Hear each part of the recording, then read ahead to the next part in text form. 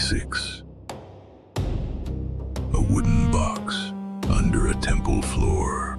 Inside, a story Egypt had copied for 1,000 years about an Egyptian called Sinuhe who ran into the desert. Behind him, in a palace he would never see again, the king Amenemhat I had just died. He soared into the sky and united with Aten, his creator. And for 600 years, that is all it was. A word for the sun's disk. One face among hundreds of gods. No temple of its own. No priests. No festival. It waited 500 years later. It moved. At Giza, the disk grew wings and arms and took hold of a king's name. His son took it to war. On Thutmose IV's scarab, the king rouses himself to fight, with Aten going before him, a son that fought. Then came Amenhotep III, the wealthiest reign Egypt had ever known, and he called himself the dazzling sun disk. He named his barge Aten Gleams,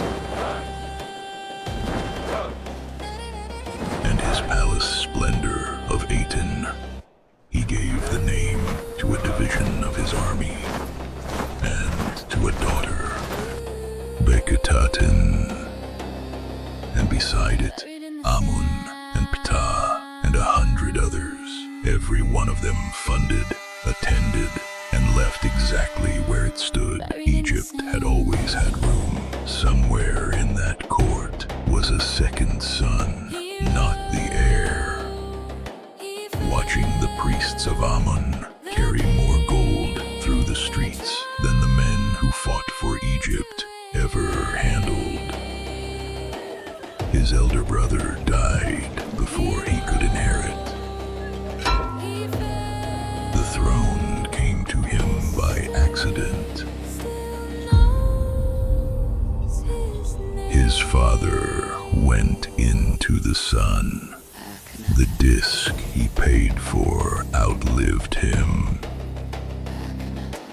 He was crowned Amenhotep IV.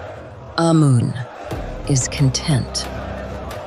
For 4 years, he ruled a country full of gods. In his 4th year, he sent men out with chisels, not to carve, to remove. My father named me for Amun. I chose Atan.